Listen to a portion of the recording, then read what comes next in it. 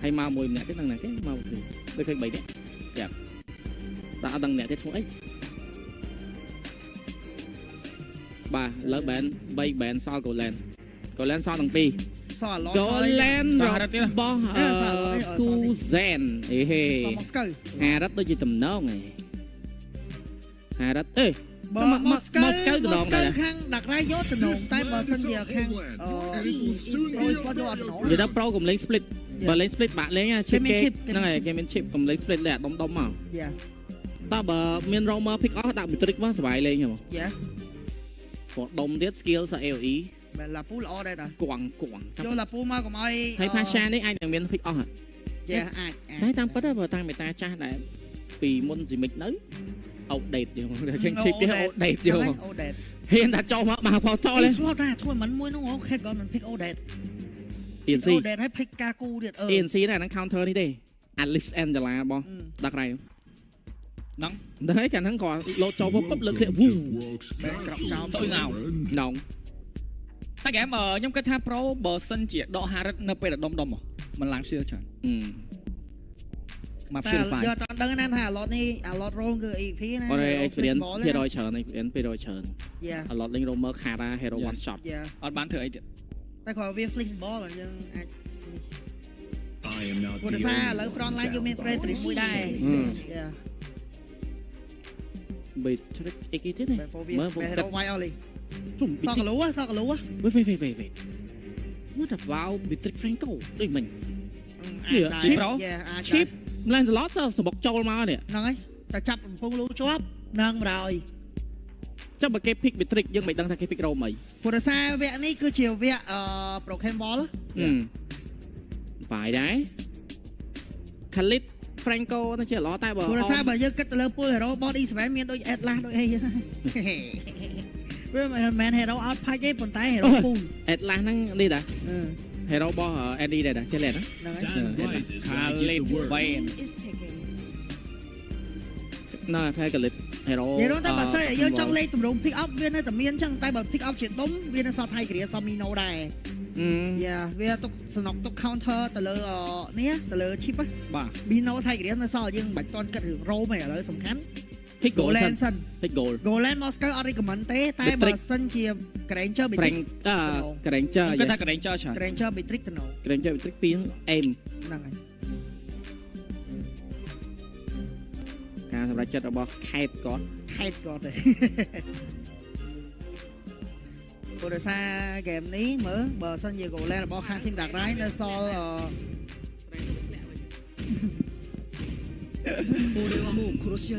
Harris bà Fervia Harris đồ lên chắc mình chắc bạn Fervia bà đại đẳng mình pick off ấy mình pick off Harris nó mỗi chip nó mà nè mà giá chọn cá chip anh chẳng counter Harris tay bờ Harris cái star anh chẳng Harris counter chip với teleport máu hiện là show máu phải kẹt cái tay bay này song khánh vô Mino mà ôm Harris này Mino dạ Mino bán hay cái đấy các bạn Mino lo gì Mino lo cao control đôi cái kia nam mới Harris mình chìm son đang bật pick cố lên sao Granger do Granger yeah lên sao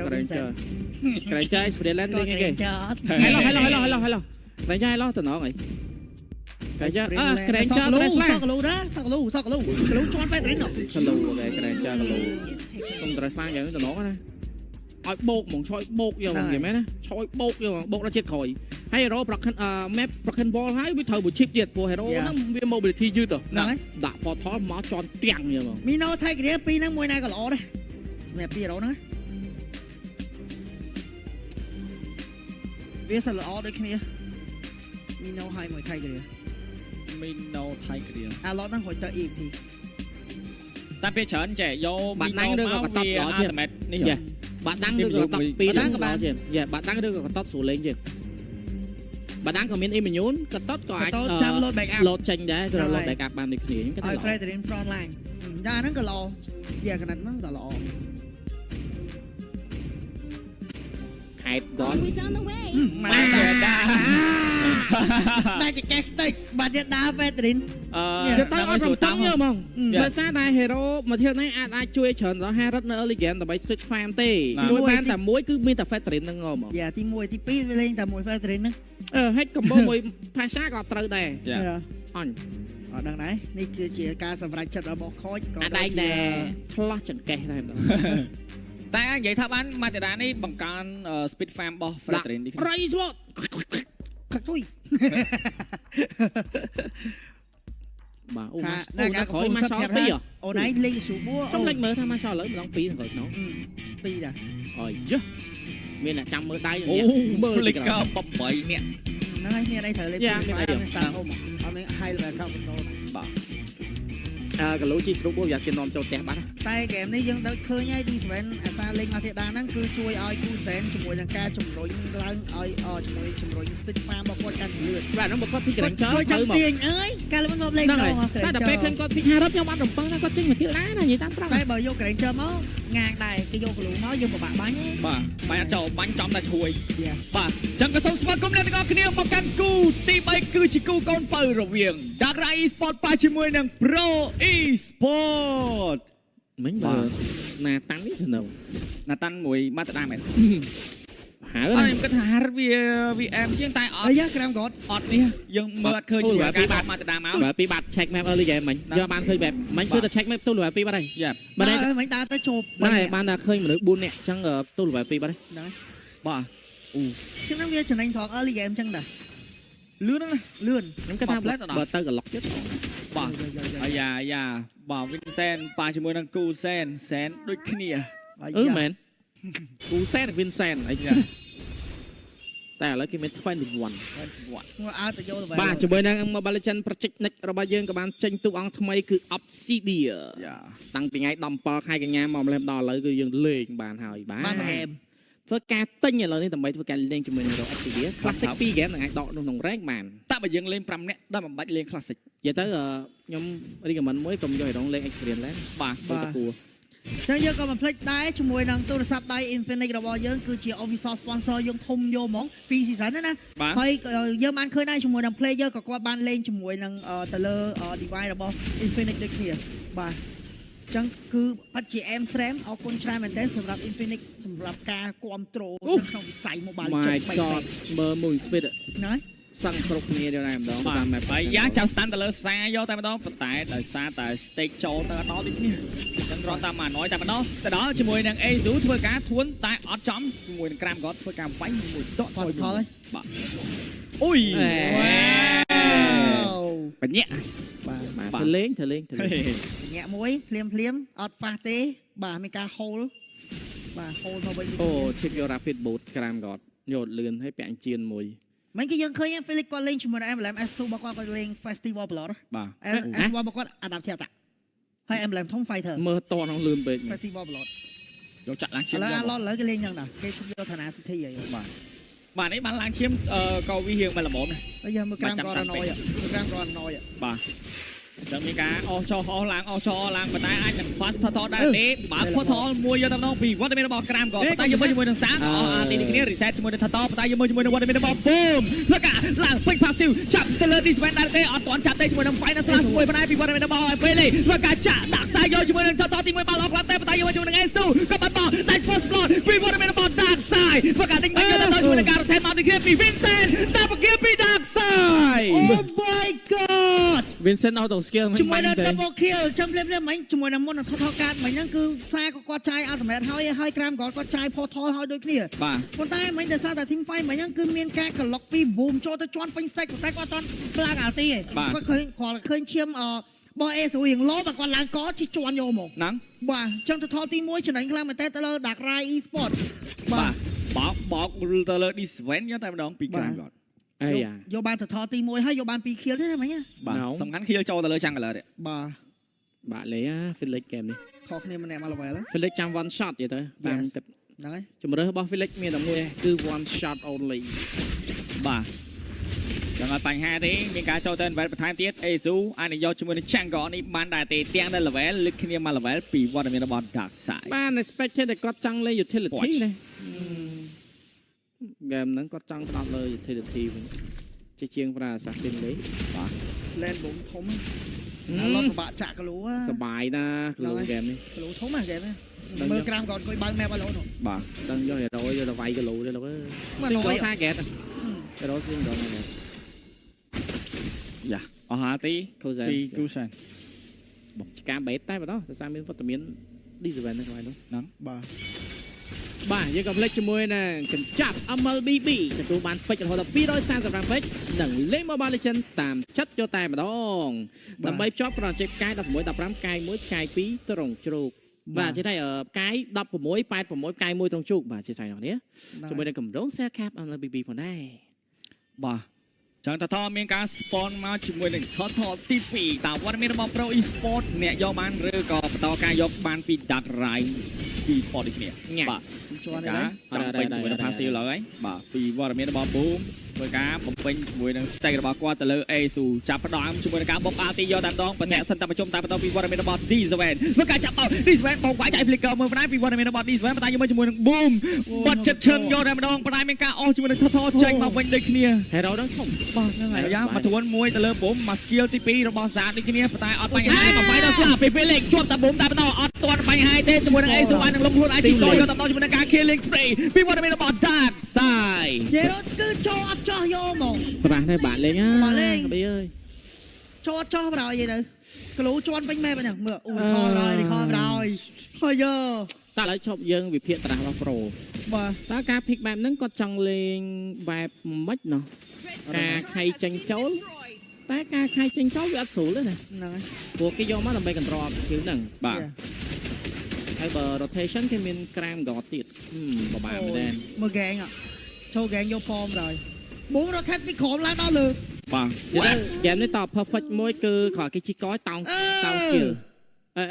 រត់ថែពីក្រោមឡើងដល់លើគាត់ fast clear ក្រោមហើយណាគាត់រត់ថែឡើងដល់លើចុះ Dark Side clear យកបាន T1 direct នៅខាងផ្លូវបតំ lane ហ្នឹងហើយ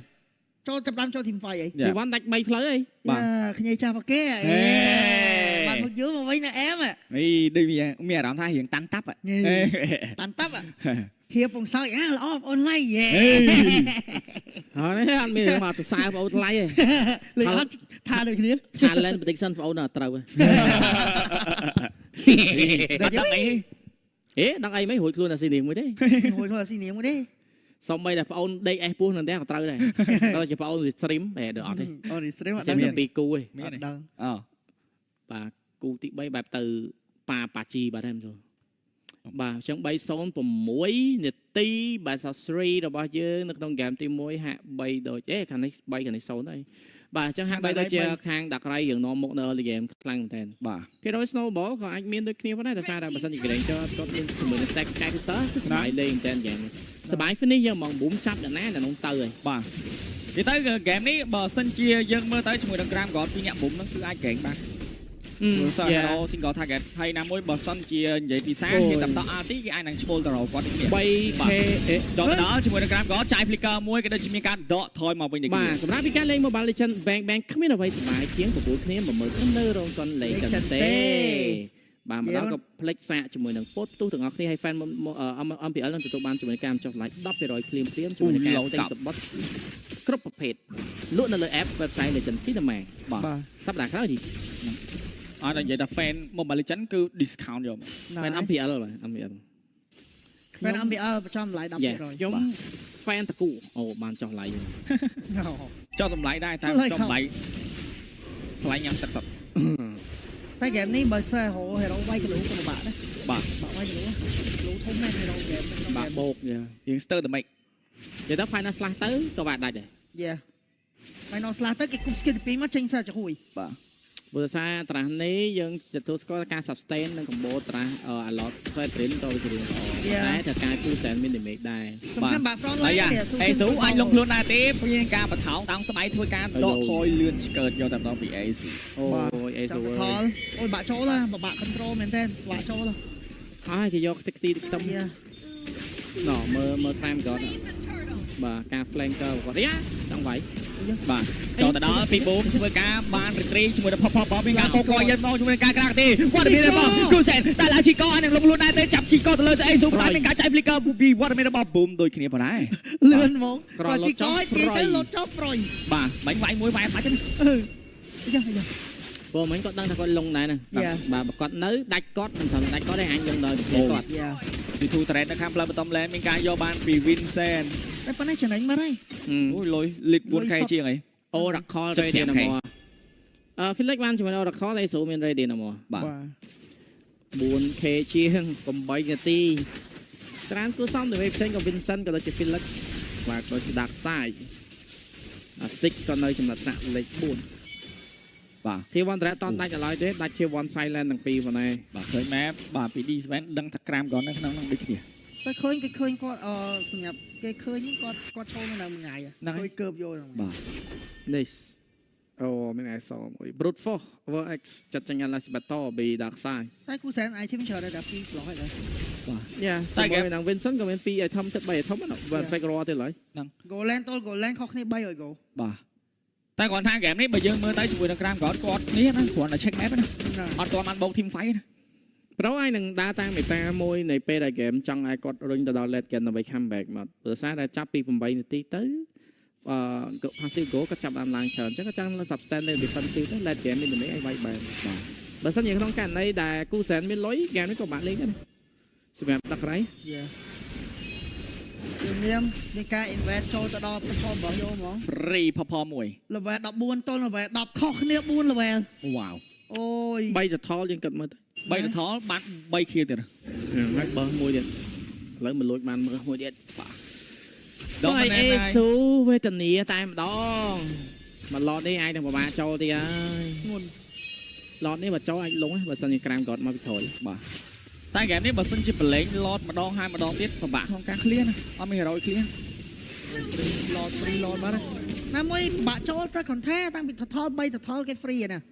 free 3 total ហើយឡតobjective free អូយក្រាមក៏មាន motor ទៅណាមួយ chip ធំពេក game chip ធំពេកបើហ៊ានចូលមកមើល team fight មួយគឺគេមាន chip គេមាន teleport គេអាច spray បានគ្រប់ពេលវេលាបាទភាសាគឺពិបាកនៅក្នុងការបន្តមែនតើបាទបើក portal មកទៀតនេះបើកចោលបាទច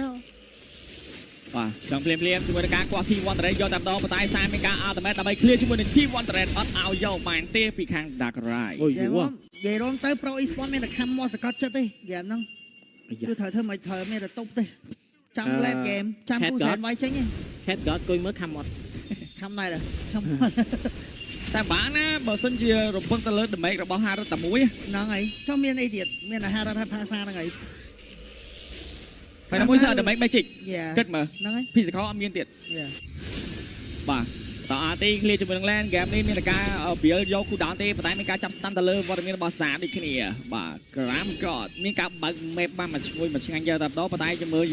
នឹង passive នៅ T3 trend នៅខាងផ្លូវបន្ត land ក៏អត់ឲ្យបែកទៅបានសរសើរថាប្រភេទ hero របស់ខាងដាក់ក្រៃ e-sport គាត់ Granger ក៏បានជា hero ដែលគេហៅ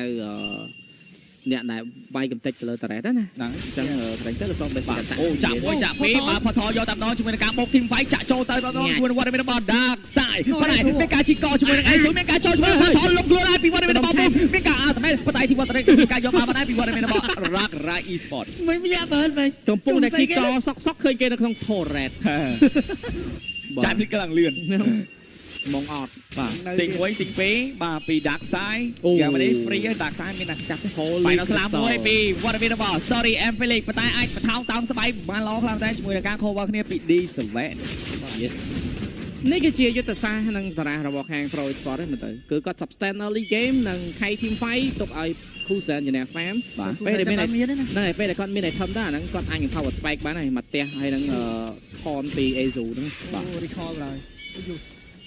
អាយ៉ាអូយវាអាស៊ូនឺណាដាក់ emote ស៊ូនឺអាយ៉ាបងប្អូនគេណា emote ហ្នឹងemote បងប្អូនគេកំពុងហៅបងប្អូននេះជួយមើលនេះយ៉ាងរៀងស្ងប់ស្ងាត់ហើយហ្គេមនេះដូចជាមិនសូវវាយគ្នាប្រហែលទេប៉ុន្តែលទ្ធផលជាមួយនឹងការបំបែក kill ពីខាង Pro Esports ក៏អត់ទាន់បានផងដែរបាទតាមគាត់បើក map 2នាក់ជាមួយនឹង Boom បាទគឺការមកហ្គេមយកផផយកតែម្ដងពីខាង Dark Rai Esport យក free giờ tới khang pro là có mình thấy khảo bạc lôi bị vọt mới lôi vọt này lôi passive của con pi của mũi tầm 7 gỗ tới được chân thôi đấy 7 bộ ra lấy có cho đây xong bây là clip của cái do minion clear minion cái tốc free nó bẹt cả đá map cho hiền tơi clear mày cả game này rong trăm ơi cái fail đấy game này bà đó thua chọp đặt sai tại đặt saiในក្នុង game នេះក៏ពិបាកក្នុងការចាប់គាត់ដែរអត់មានរយចាប់ហ៎ mà chip nó khó mà clear lane hơi tiệt nóng chip trắng là tao flash chổi ấy là mấy bác photo spray wow kia ốc viên nó lấy ốc tới trăm minion này lấy clear ban minion kìa năng này thì muốn ốc top minion này cho ta hero cái đâu đâu cái đấy reload mình ATผมว่าจะสร้างអាចនឹងកាត់ឡើងម្ដងទៀតដែរទេសម្រាប់តាការ៉ៃ e-sport យ៉ាលឹកគេ 12k គេ comeback អីចឹងមើលmột lotនេះអាចបុកចូលអត់មានសៀលទេខ្ញុំគិតថា200អាចយកបានមកផ្លូវយកបានបងវាយយកតំណប៉ុន្តែបងធ្វើការចាយជាមួយនឹង flicker ដកថយក៏ដូចជានេះអាចនឹងបុក team fight ដែរទេអូ flicker គេចាយ skill 2មែនគាត់ចាយ skill 2បន្តលេងដាច់គាត់អូទៅផ្ទះអាចនឹងបើ portal ចូល team fight ដើម្បី game នេះក្រាមគាត់បើ portal ចូលមកមានការ attack មកចូល portal វិញដែរទេជាមួយនឹងការបោកវាយទៅលើបូមមុនគេបូមមិនមានបញ្ហា fight ដល់ស្លាប់មួយពីគាត់មានបោ Glory Emperor អេស៊ូមកផ្ទះឡើងជាបានច្រើនមែនតែជាមួយនឹងការអស់ចូលទៅក្នុងផ្ទះតែដាច់ជាមួយនឹងបោអេស៊ូបានតែបតែយកមកជាមួយនឹង Philly ចាក់ចោលចាក់ឡើងអស់ជាមួយនឹង Stay Disman ធ្វើការខំមកជាមួយនឹងការបន្តអាទីយកតាមដល់ពីគាត់មានបោសា Clear ឡតបានដែរទេឡតទៅដាច់ជា20%យកមកជាមួយនឹងការចូល Scam អើយពីក្រាមគាត់បែក motor ធ្វើការចាក់ស៊ីងយកតាមដល់ពីគាត់មានបោ Dark Side ធ្វើការបែកជាមួយនឹង Vincent ណាមួយអត់មាន hero បុកផ្ទះជាមួយនឹងការបោកវាយចូលទៅក្នុងផ្ទះយកតាមដល់ជួយការជីមួយជាប់ស្តាន់នៅក្នុងផ្ទះដាច់យកតាមដល់ពីគាត់មានបោ Boom ហើយនឹង Vincentបាទឬសូតាប៊ូមដាច់2អ្នកបាទហើយជាមួយនឹង Vincent ក៏ដូចជា Boom តែអត់មាន stack ទេតែ3ផ្លូវបាត់3ផ្លូវអូលើចំណេញគេមាន chip គេនៅចំណេញហ្នឹងទោះយកបាន Vincent ហើយមួយ Boom មានតែមួយ kill ហើយ Vincent មាន kill ហ្នឹងបាទ2គោហេចែកគ្នាមក hero 2គោបើ hero មាន streak អីមានតែមួយនឹងមានដាក់ខ្សែមកកែអត់មាន kill ហ្នឹង4 2ហ្នឹងលេខកំប៉ៅkill សុតអូខ្ញុំធ្វើក្រៅ damage បញ្ចេញបាទពី Vincent លេខ1តែម្ដង Kusan លេខ2មកលេងស្រាប់ស្ងាត់ដែរបាទដល់ការតាំងចិត្តនិងភាពអំណត់ V Pro e-sport ដល់ក្រៃក៏គាត់អត់ control ដូចគ្នាបើអាទីពី stage ធ្វើការមកពីក្រាមក៏តបថជាមួយនឹងការបោកវាយដែរទេជាមួយនឹងក្រាមក៏សំម្ដាយទៀតបតែយកមកជាមួយនឹង Boom ធ្វើការដៃជាមួយនឹងរបស់ Kusan បានហើយក៏មានការចាក់ចូលចាក់ឡើងបតែយកមកជាមួយនឹងសារមានការតបមកពី Dark Side ធ្វើការបានជាមួយនឹង Double Kill ហើយជា game នេះបាទអត់ game ទី1 what about Dark Rai e-sport យកជ័យជំនះទៅលើ Pro e-sport បានមួយពិន្ទុមុនបាត់ទៅហើយ Game 1 secure ពី Dark Rai e-sport អូ prediction របស់ជា